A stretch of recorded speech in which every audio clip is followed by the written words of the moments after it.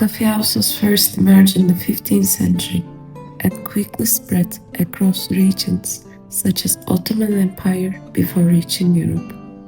However, these spaces were not just about coffee. Over time, they developed into complex social environments where ideas circulated, relationships were formed, and economic activities took place. Rather than viewing coffeehouses as simple meeting places, they can be understood as dynamic institutions embedded within broader historical transformations. To fully understand their importance, coffeehouses can be analyzed through three interconnected dimensions. These are cultural identity, social structure, and economic function. The expansion of the coffeehouses was closely linked to wider global changes. Following the Age of Discovery, trade routes expanded and commodities like coffee began to circulate globally. At the same time, urban centers grew, creating a need for shared public spaces. Coffeehouses emerged within this context, not randomly, but as a response to increasing interaction, mobility, and communication. From a cultural perspective, coffeehouses function as an active site of knowledge production. Unlike private environments, they allowed individuals to engage in collective discussion, making them spaces where ideas were not only shared but also debated and transformed. These interactions contribute to the formation of a shared cultural identity based on dialogue, curiosity, and critical thinking. In Europe, particularly during the Enlightenment, coffeehouses became closely associated with the reading, debate, and intellectual exchange. According to Jürgen Habermas, such spaces form part of what he described as public sphere, where individuals could participate in discussion outside direct state control. Importantly, culture in the context was not passively consumed, it was actively produced. Through interaction, individuals shape new ways of thinking about knowledge, society, and authority. Despite their role as gathering spaces, coffeehouses were not socially neutral. Access was often shaped by class, gender, and occupation. Many early coffeehouses were male-dominated environments, and different establishments attracted distinct social groups.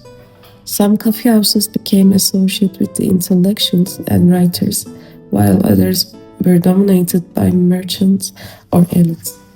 This created a structured social environment where inclusion and exclusion operated simultaneously.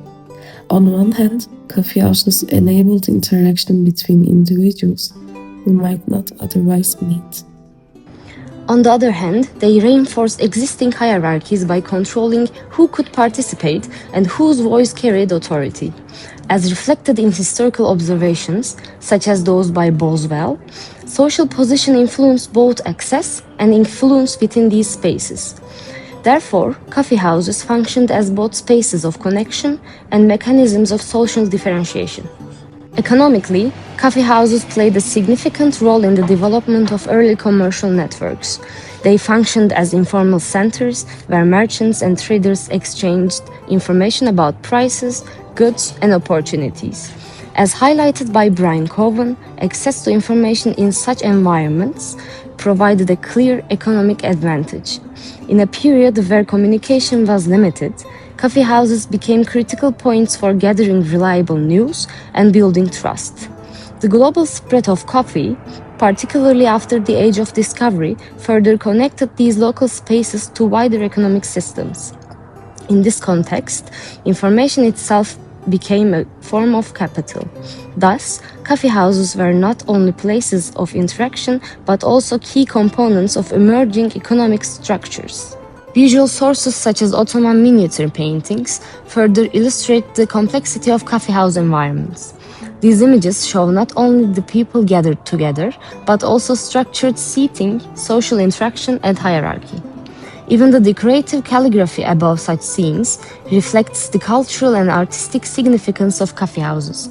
This demonstrates that coffeehouses were embedded not only in daily life, but also within broader artistic and cultural traditions. By the 20th century, the form of coffeehouses had evolved, yet their core functions remained recognizable.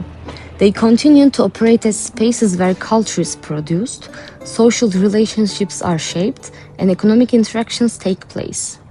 Understanding coffeehouses from this perspective allows us to see them not as simple leisure spaces, but as dynamic institutions that contributed to the development of modern society. In many ways, today's cafes and even digital platforms still reflect these same functions.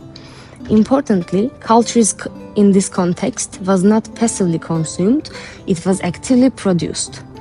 Through interaction, individuals shaped new ways of thinking about knowledge, society, and authority.